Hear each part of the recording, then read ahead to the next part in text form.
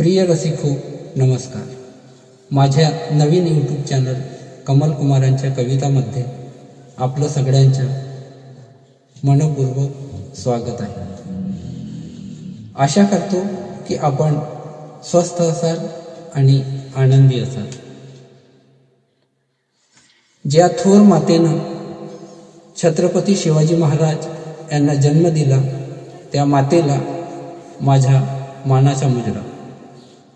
तसेच भगतसिंग, राजगुरू आणि ज्या वीरांनी समाजसुधारकांनी देशाच्या स्वातंत्र्यासाठी नव्हे तर प्रगतीसाठी आणि समाज जागृतीसाठी कार्य केले त्या सर्व महापुरुषांना सुद्धा माझा मानाचा मुजरा.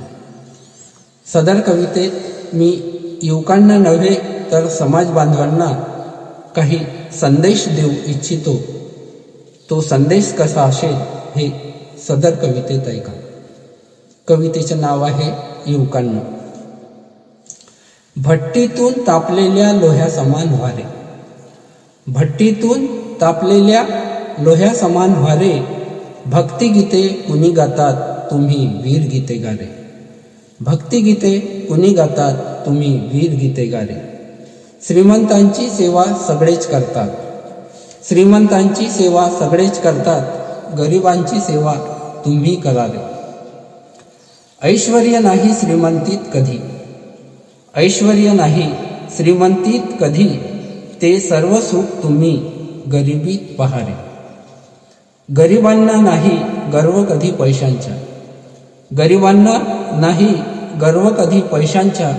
म्हणून तुम्ही त्यांचे फक्त आशीर्वाद घ्यावे. आई वडिलांना दूर तुम्ही सारू नका, आई वडिलांना दूर तुम्ही सारू नका.